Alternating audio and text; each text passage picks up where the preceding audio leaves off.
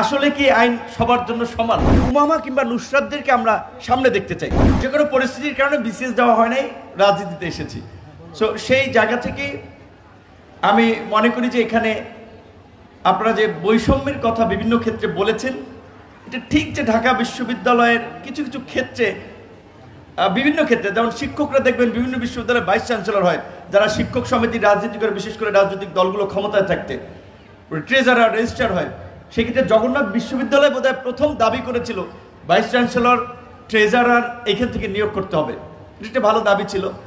আর আমি সমসাময়িক প্রসঙ্গের বাইরে, আপনারা নিশ্চয়ই যারা একটু বই পুস্তক পড়েন, জর্জ অরওয়েলের অ্যানিমাল ফার্ম নামে একটা বিখ্যাত বই আছে। সেখানে একটা লাইন আছে যে all animals are equal but some are more equals than আদার।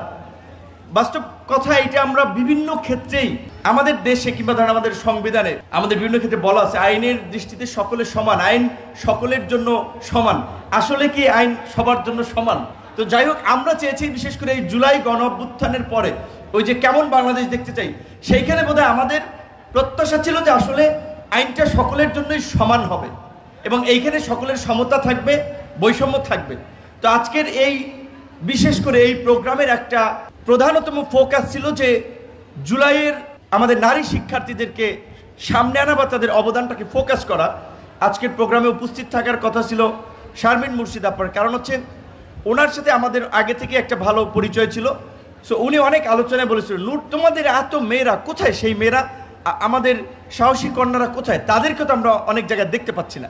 তো গতকালকে রাতেই চট্টগ্রাম বিশ্ববিদ্যালয়ের একটা মানে একজন শিক্ষার্থী, নারী শিক্ষার্থীর একটা বক্তৃতা শুনছিলাম। সম্ভবত কোনো ধরনের এই ধরনের সেমিনার টাইপের প্রোগ্রাম ছিল। সে অডিয়েন্স থেকে প্রশ্ন করেছিল সামনে যারা বসা ছিল বিএনপি, জামাতের এবং এনসিপির একজন নেতাকে।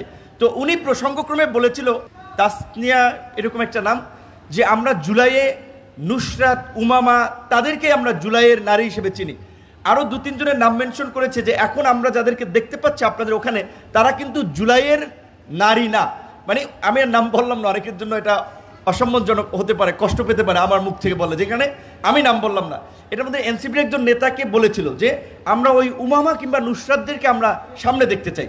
তো আজকে এই গণ অভ্যুত্থানের পরে ৭১-এর মুক্তিযুদ্ধে যদি দেখেন, মুক্তিযুদ্ধের 4 খলিফা বলা হতো সেই সময় ডাকসুর ভিপিজিএস এবং ছাত্রলীগের তৎকালীন সভাপতি সেক্রেটারিকে।